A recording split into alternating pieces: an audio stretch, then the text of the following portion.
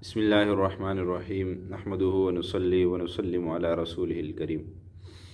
آج جو میں عمل بتانے لگا ہوں وہ تبادلے کے حوالے سے ہے۔ اگر کوئی سرکاری نوکری کرتا ہے، سرکاری جاب کرتا ہے، یا کسی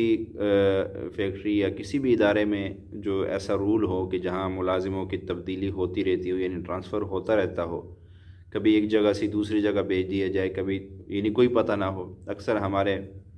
سرکاری ادارے میں اس طرح ہوتا ہے۔ تو اگر کوئی یہ شخص یہ چاہے کہ یار میرے اپنی مرضی کے مطابق فلاں جگہ ٹرانسفر ہو جائے، تو وہ اگر ٹرانسفر کروانا چاہے، مثال کے طور پہ ایک جگہ آپ کا ٹرانسفر ہو گئی اور آپ وہاں پہ تنگ ہے اور آپ چاہتے ہیں کہ یہاں سے میری ٹرانسفر ہو جائے اور میں فلاں جگہ پہ چلا جاؤں جہاں آپ کا دل چاہتا ہے، تو اس کے لیے آج میں ایک وظیفہ بتاؤں گا۔ وظیفہ یہ ہے کہ آپ نے ہر نماز یعنی جو کروانے کا ہے اپنے مرضی کے مطابق جہاں ٹرانسفر تبادلہ کروانا ہے، اس کے لیے ظہر کی نماز کے بعد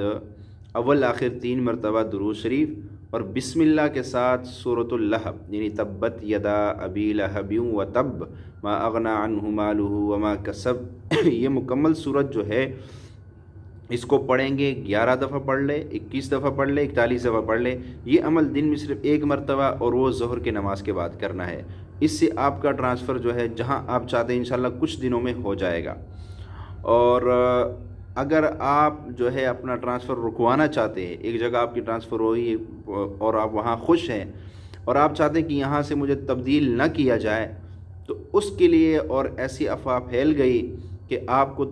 آپ کا تبادلہ ہونے کی باتیں ہو رہی ہے اور آپ چاہتے ہیں کہ یہ رک جائے، تو اس کے لیے آپ نے یہ عمل کرنا ہے کہ ہر نماز کے بعد، وہ پہلے والا جو میں نے بتایا کروانے والا وہ صرف ظہر کی نماز کے بعد ہے، اور اب جو بتا رہا ہوں کہ رکوانے کے لیے، یہ ہر نماز کے بعد آپ نے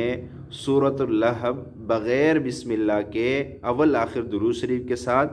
19 مرتبہ پڑھنے ہیں۔ 19 مرتبہ جو ہے وہ سورۃ اللہب یعنی تبت یدا ابی لہب، یہی صورت، لیکن یہ ہر نماز کے بعد 19 مرتبہ پڑھیے گا۔ انشاءاللہ آپ کے ٹرانسفر وہیں رک جائے گی جہاں آپ چاہتے ہیں۔ السلام علیکم ورحمۃ اللہ وبرکاتہ۔